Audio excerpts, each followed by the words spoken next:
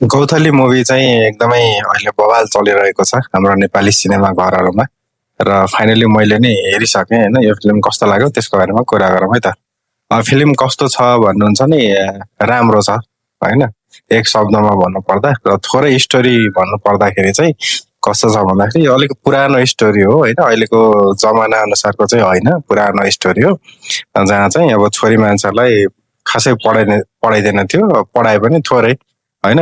8 क्लासमा पढाउने, त्यसपछि चाहिँ कलिलो उमेरमै बिहे गराइदिने चलन रहेको छ होइन। त्यो जमानाको स्टोरी हो। र यो फिल्ममा नि गौथली भन्ने एकजना नानी हुन्छन् जो चाहिँ अब एसएलसी सम्म पढ्ने अथवा चाहिँ त्योभन्दा बढी पढ्ने एउटा चाहिँ उद्देश्य हुन्छ।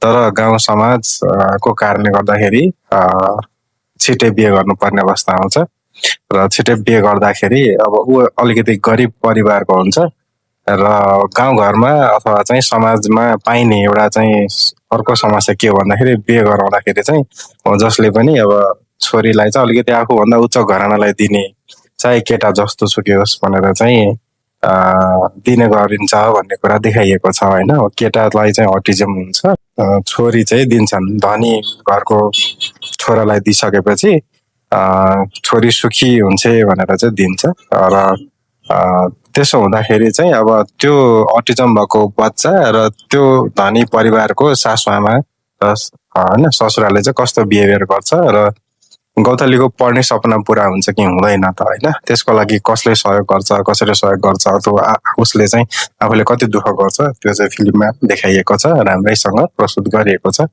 र त्यसै गरी अब महिनावारी हुँदाखेरि नछुने अनि त्यसपछि कोठमा राख्ने कुरा पनि प्रस्तुत गरिएको छ राम्रैसँग। र अर्को कुरो भनेको चाहिँ उत्तराधिकारीको लागि चाहिँ छोरै चाहिने, छोरा जन्म दिँदाखेरि चाहिँ राम्रो, नदिँदाखेरि चाहिँ कुलच्छनी नै सोच्ने, अनि त्यस्तो बारेमा पनि थोरै प्रस्तुत गरिएको छ। ओभरअल भन्दाखेरि अलिकति पुरानो स्टोरी रहेको छ। पहिलेको जमानामा जुन सोच थियो त्यो छ, त्यो अहिलेको समाजमा त्यति साह्रो त छैन, थोरै थोरै अझै पनि विद्यमान छन् होइन।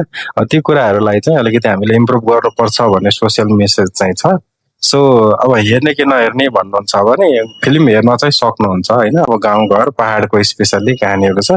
अब तपाईँहरूलाई साउथ मुभीहरू मनपर्छ होइन, स्पेसल्ली अब एक्सनहरू हररहरू मनपर्छ भने यो फिल्म चाहिँ काम छैन होइन।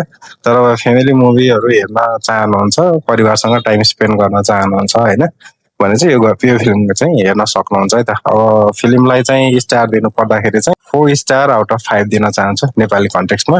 म्युजिक र स्टोरी स्क्रिन प्लेहरू सबै राम्रै छ। बाँकी तपाईँहरूले फिल्म हेरिसक्नु होला, कस्तो लाग्यो कमेन्ट गर्नु होला है त। Thank you.